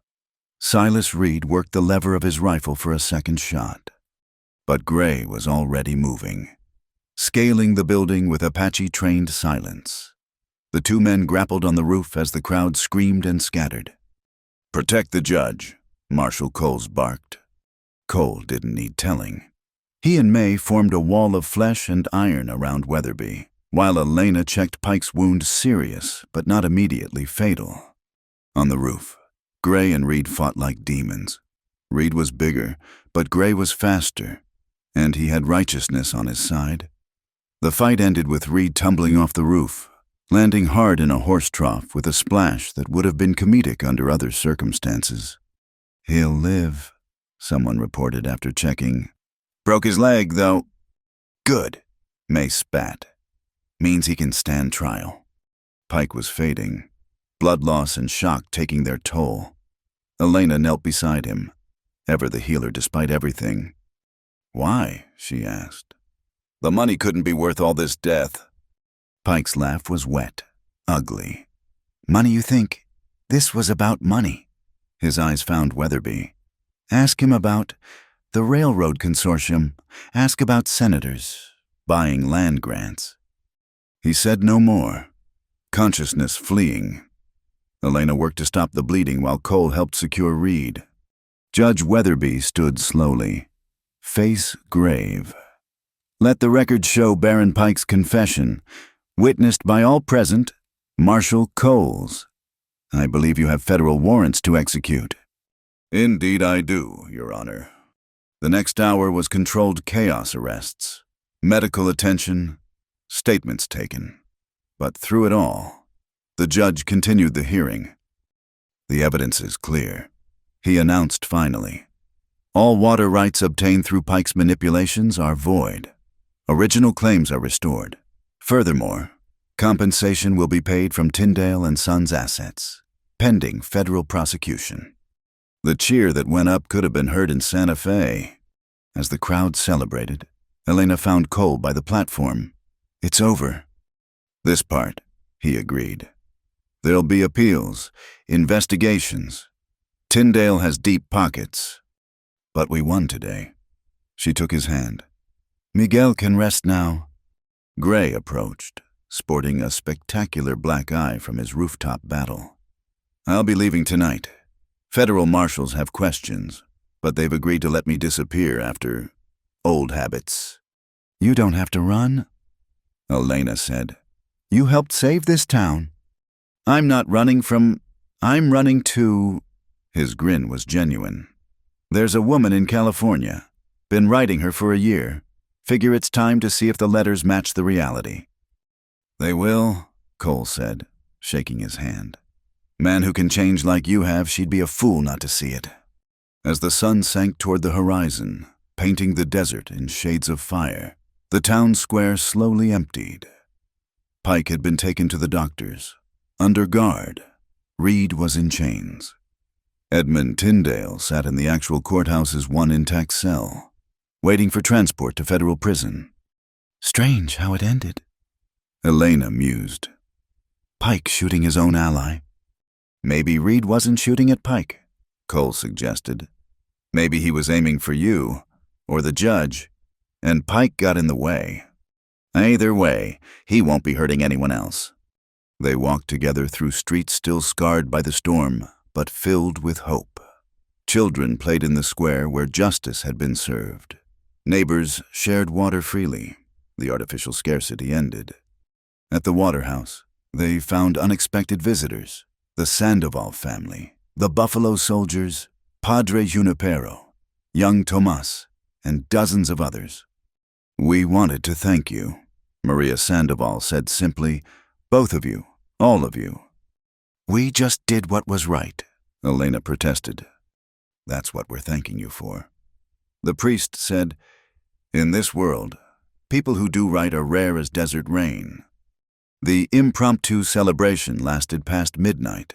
Stories were shared, songs sung, plans made for a truly fair distribution of water rights. Cole found himself accepted not as an outsider, but as one of them, a defender of Sandalia. "You staying?" Sergeant Washington of the Buffalo Soldiers asked directly. "Town could use a man like you, especially if you're taking the marshal job." Cole looked at Elena, dancing with the children, laughing for the first time since he'd known her. "I'm staying." "Good man." Later, much later, they stood alone in the courtyard behind the Waterhouse. The stars were brilliant, the air clean after the storm. May was right, you know. Elena said, "At the beginning, violence would have been simpler. But we're not simple people." Cole pulled her close. "We're complicated, messy, human." "Is that what we are?" She smiled up at him. "I thought we were heroes." "Heroes are in stories. We're just folks trying to do better than yesterday." "I'll take that." She kissed him, long and sweet. "Every day, doing better than yesterday, together." "Together," he agreed. A coyote howled in the distance, answered by another. The desert was alive with its own justice, its own cycles of life and death and renewal. Sandalia had survived conquest and drought and men like Pike. It would survive whatever came next. "You know what I keep thinking about," Elena said as they headed inside. "Pike said it wasn't about money. What do you think he meant?" "Power, maybe control. Some men need to own everything they touch." "But he seemed scared at the end, like there was something bigger behind it all." Cole considered. Marshal Coles mentioned the investigation was ongoing. Maybe Pike was just one tentacle of something larger. "Then our fight's not over." "No, but tonight we won. Tomorrow can worry about itself." She laughed, pulling him toward the stairs. "Listen to you, philosopher. What happened to the silent gunfighter who bled on my floor?" "He met a woman who changed him." "Changed or revealed who he always was?" "It was a good question." Cole thought about the man he'd been drifting, haunted, complete but empty. Now he had purpose, connection, love, not changed, perhaps, but finally whole. As they climbed the stairs together, he could hear the town settling into sleep around them. Peaceful sleep, for the first time in months. Justice served, water flowing free, truth triumphant. Tomorrow there would be new challenges. Tyndale and Sons wouldn't give up easily. The railroad was still coming. Change would wash over the territory like flash floods in arroyos. But tonight, Sandalia slept safe. And in the room above the waterhouse, two souls who'd found each other in chaos celebrated their victory in the ancient way of lovers everywhere with touch and whisper and promises made in the language of flesh and hearts entwined. Justice under open sky. It had a nice ring to it. Part 7. The Spring of Ojo de Oro. The journey to Ojo de Oro took them through country that couldn't decide whether to kill with beauty or brutality. Cole rode point, Winchester across his saddle, watching ridgelines where Apache raiders once waited and might wait still. Behind him, Elena led their small party, May O'Rourke, with her forge-strengthened arms, young Tomas eager to prove himself useful, and two federal surveyors sent to make official what the community had always known. There, Elena pointed to where green burst from brown earth like hope from despair. Ojo de Oro. The spring was more than Cole had imagined. Water bubbled up from deep aquifers, creating a series of pools that stepped down the hillside like nature's terraces. Cottonwoods and willows clustered around the life-giving flow, their shade a blessing in the brutal heat. No wonder Pike wanted it. One surveyor breathed, "This could supply a city." "It supplies families," Elena corrected firmly, "as it has for generations." They dismounted, and Cole immediately saw the problem. Tyndale's crew had been busy before the trial. Trenches scarred the earth, directing water toward a half-built pipeline that snaked east toward Pike's Crossing. Wooden frameworks showed where pumping stations would have gone. "Destroyers," May spat, examining the construction. "Would have sucked this place dry in 5 years." "Then we'd better make sure that doesn't happen." Elena unpacked the survey equipment. "Mr. Morrison, Mr. Chen, where do we start?" The surveyors, one a former union engineer, the other a Chinese immigrant with degrees from both San Francisco and Beijing set to work with practiced efficiency. Tomas held measuring chains while May drove stakes. Cole kept watch, because his gut said trouble wasn't done with them yet. He was right. "Riders coming," he announced. Field glasses trained on the dust plume approaching from the north. 6, maybe 7. Elena checked her rifle. "Pike's men." "Don't think so. Moving too easy, like they belong here." The riders materialized from heat shimmer Apache mixed with Mexican vaqueros, led by a woman whose bearing marked her as someone accustomed to respect. She was perhaps 50, silver-threading black hair, eyes that had seen too much and forgiven too little. "You are on sacred ground," she announced without preamble. "This spring has another name, gives life to the people. It was ours before Spain, before Mexico, before America drew lines on maps." Elena stepped forward, hands visible but ready. "I know you, Maria Nakai. You traded with my father when I was young." The woman studied Elena with sharp intelligence. "Little Elena Vasquez. Now Vargas, I heard of your husband's death." She paused. "And of your fight against the water thieves. Then you know we're not here to steal, only to protect." "Protection." Maria's laugh was dry as desert wind. "Your papers and surveys protect nothing. Only strength protects. Only unity. That's why we're here." Cole interjected. "To create legal protection that even men like Tyndale must respect." Maria's attention shifted to him, taking in the way he held himself, the scars visible on his hands. "You fought in the white man's war. I fought in everyone's war. Both sides lost things that can't be replaced. Wisdom from suffering. She nodded slowly. Perhaps there is hope yet. What followed was negotiation delicate as spider silk. Maria's people had used these waters for centuries, had stories for every pool, every tree. The Mexican families had papers going back to Spanish land grants. The newer Anglo settlers had federal homestead claims. All had rights, all had needs. Elena proved masterful, switching between English, Spanish, and what Apache she knew, finding common ground in common need. Water didn't care about the color of the hands that cupped it. We propose a council, she said finally. All peoples represented, decisions made together, water shared fairly. And when the railroad comes, Maria challenged, when they offer gold for what cannot be bought, then we stand together or fall separately, May said bluntly. Same as always in this country. They were still negotiating when Cole's instincts prickled. Down, he shouted, pulling Elena behind a boulder as gunfire erupted from the ridge above. Everyone scrambled for cover. Cole counted muzzle flashes, 4, maybe 5 shooters. Good positions, planned ambush. Thought trials were supposed to end things, May growled, her buffalo rifle booming answer to the attack. Pike had investors, Elena reminded them, snapping off shots with cool precision. They won't give up easy. The firefight raged, bullets chipping stone and splintering wood. Then Thomas cried out, not hit, but pointing to the construction site. 2 men were placing something near the mainspring outlet. Dynamite, Chen shouted. They mean to blast the spring. Like hell, Cole snarled. He broke cover, zigzagging across open ground while the others laid down covering fire. Bullets tugged at his clothes, kicked dust at his feet. But he'd run through worse at Gettysburg. He tackled the first man, both rolling dangerously close to the water's edge. The dynamite went flying.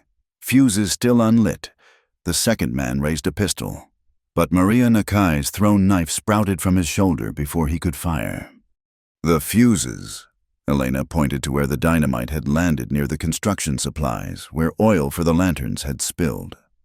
Cole lunged for the explosives as his opponent drew a blade. They grappled on the muddy bank, strength against desperation. The knife descended and met May's hammer, the blacksmith having appeared like an avenging angel. Nobody blows up our water, she stated, bringing the hammer down again with finality. Cole secured the dynamite, hurling it into the deepest pool where water would kill any chance of detonation. On the ridge, the ambushers were retreating under accurate fire from Maria's warriors. Who knew this terrain like their own souls? After them, one of the Apache boys asked eagerly. Let them run. Maria decided. They'll carry word that Ojo de Oro is protected by all peoples now. Sometimes fear serves better than death. As the dust settled, they assessed damage cuts, bruises. Chen had a graze along his ribs, but nothing fatal. The spring flowed on, uncaring of human violence, eternal as the stones it carved. We need to destroy this, Elena said, gesturing at the pipeline construction. All of it. No. Cole studied the wooden frameworks. We improve it, make it serve the people instead of stealing from them. Morrison, the surveyor, caught on first. Distribution network. Instead of draining east, we could branch lines to every farm. Chen finished. Gravity-fed system. Romans built aqueducts that lasted centuries. My people know water, Maria said thoughtfully. We could show you the underground channels, the seasonal flows. And I can forge the fixtures, May added. Good honest iron, not this eastern trash. They worked through the afternoon. Apache and Mexican and Anglo and Chinese, united by purpose. Plans drawn in the dirt became blueprints for community survival. Tyndale's theft transformed into shared prosperity. As the sun began its descent, painting Ojo de Oro in shades of gold that justified its name, they held an impromptu ceremony.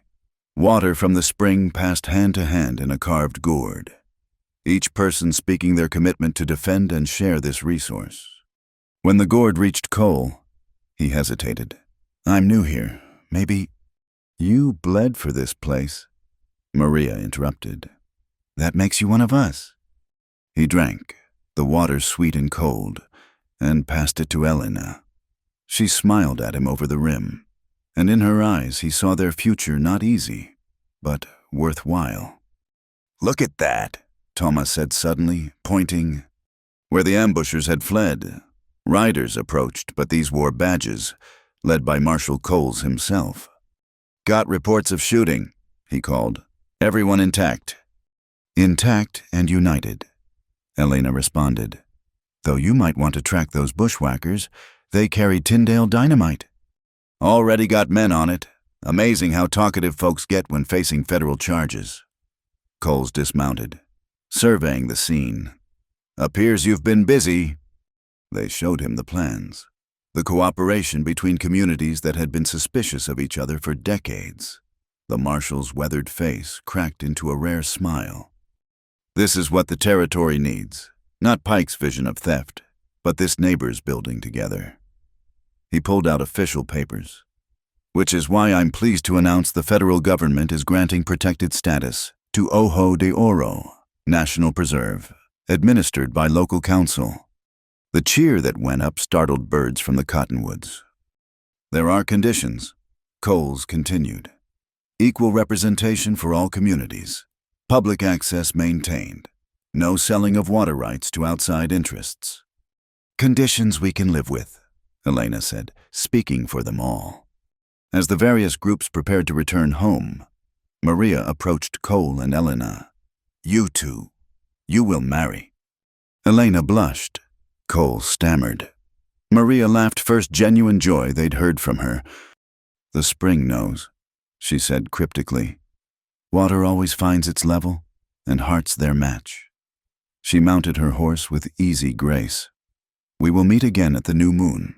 Bring your plans and your promises." The Apache melted into the landscape, leaving the others to pack up in companionable chaos. Tomas helped the surveyors, chattering excitedly about the engineering he'd seen. May collected scattered tools, humming tunelessly.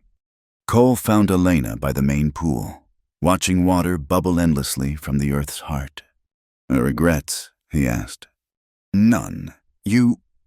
Only that it took so long to find you." She leaned into him, solid and warm. "Miguel once told me water was patient. It waits underground sometimes for centuries before finding its moment to rise." "Worth the wait." "Every moment." She turned in his arms, looked up at him with eyes deep as the spring itself. "But I'm done waiting. Ask me, Elena Vargas, will you—" "Yes." He laughed, lifting her, spinning her while she shrieked protests about dignity and her rifle jabbing his ribs.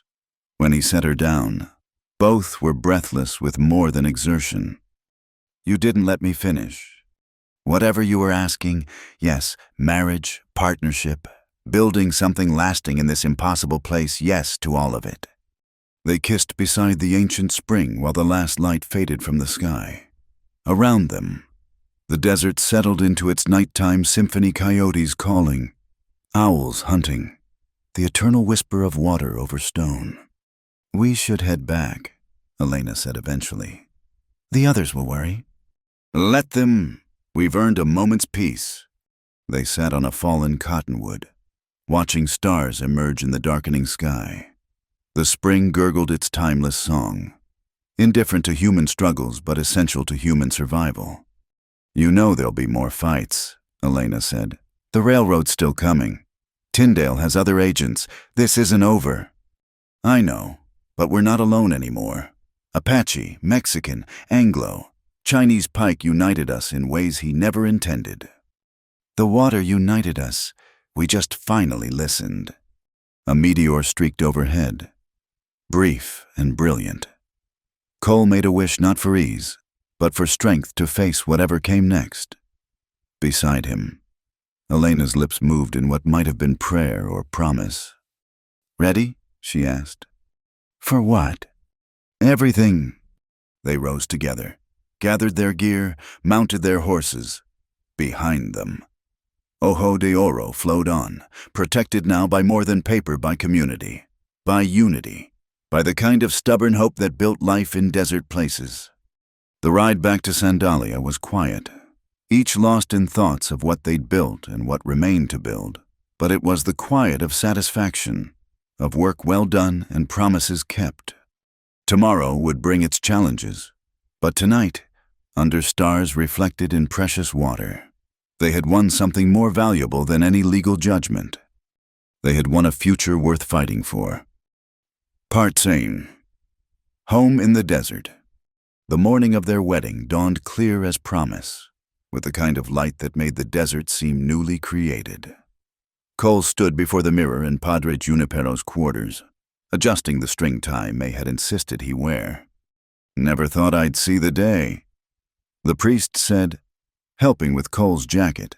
"You settling down, taking the marshal's badge permanent."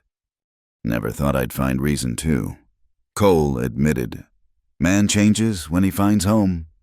Through the window, he could see preparations in the plaza, tables borrowed from every household, flowers gathered from secret desert places where water whispered life into bloom. The whole town had turned out Apache, Mexican, Anglo, Chinese, even some Buffalo soldiers from Fort Union who'd ridden 2 days to witness this joining.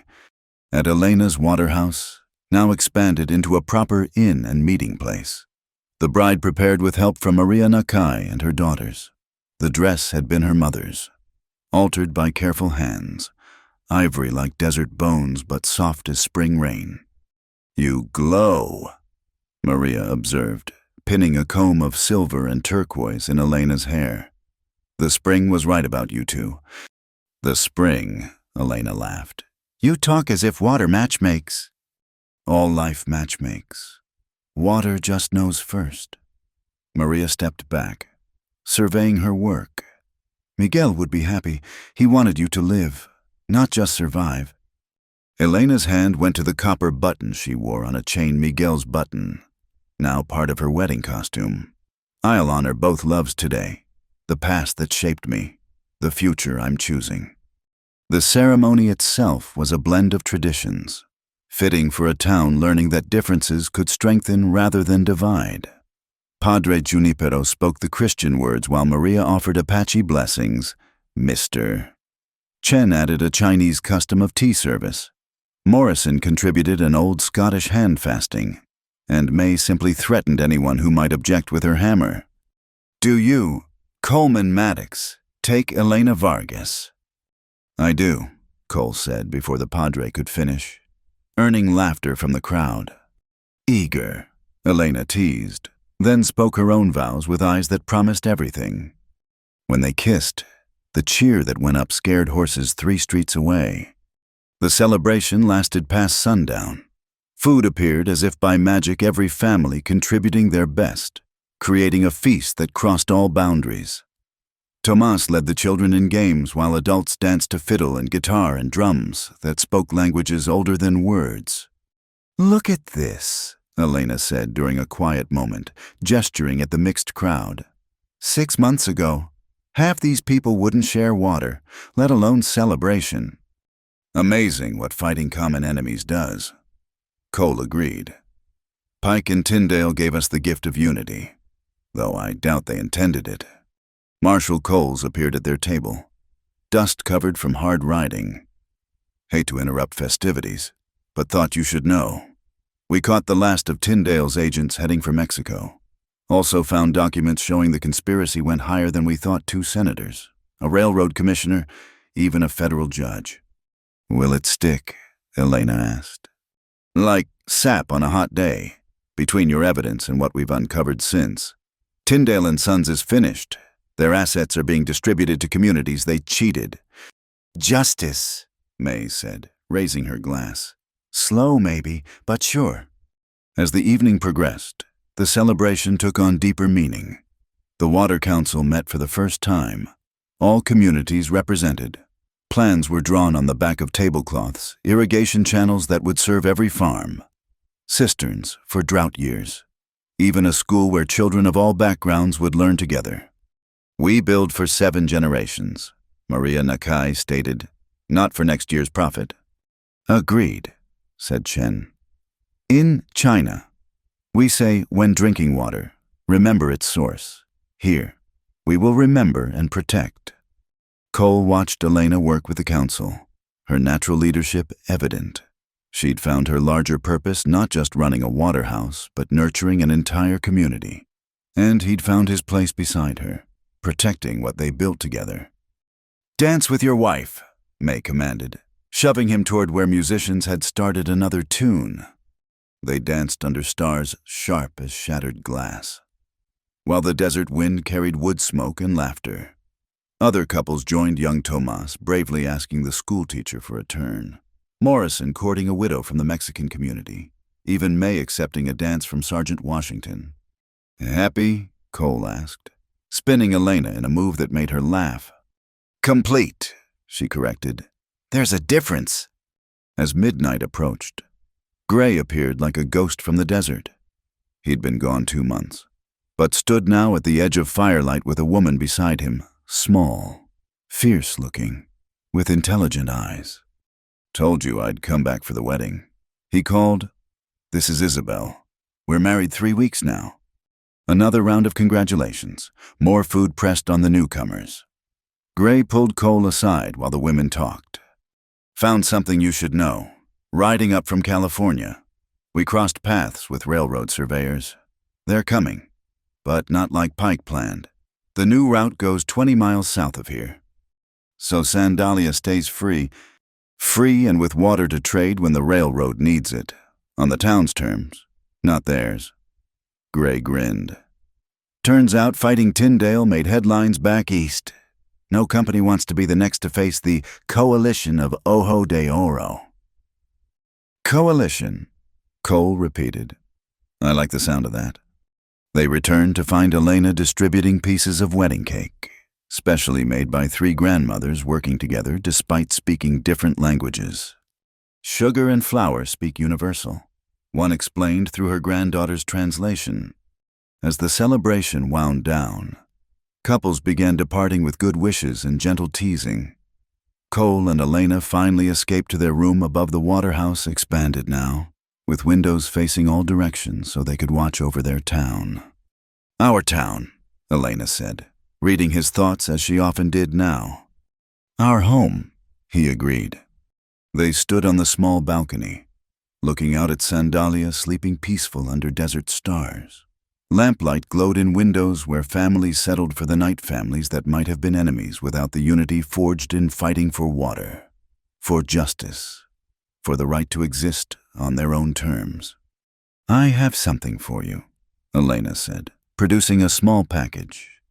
Inside was a marshal's star, but unlike the simple tin badge he'd been wearing, this one was silver, engraved with symbols from all the community's Apache water signs, Mexican roses, Chinese characters for justice, Anglo stars, and at the center, a flowing spring. May made it, Elena explained. We all contributed silver. Even Maria Nakai gave an old bracelet to melt down.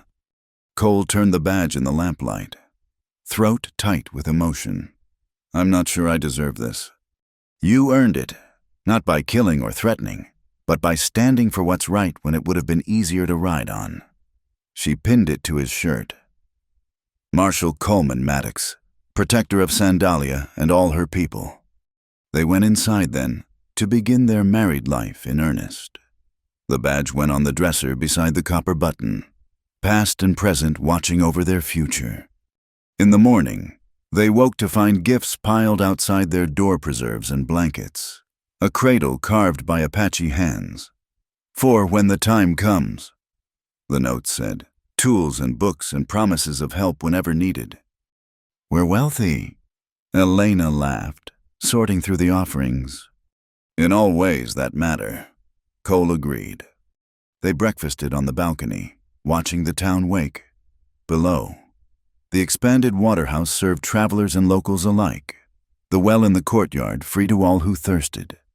The lamp Elena had hung by the door, the one that promised sanctuary, glowed even in daylight. a beacon of hope. "What now?" she asked. "We've won our battles, secured our water, united the people. What comes next?" "Living," Cole said simply. "Building, teaching the next generation what we've learned, being ready when new challenges come, and they will come. But not alone. Never alone." A child's laughter drew their attention. In the plaza, Tomas was teaching younger kids to rope, while Chen's son showed Apache children how to write their names in multiple scripts. The future was already building itself, one friendship at a time.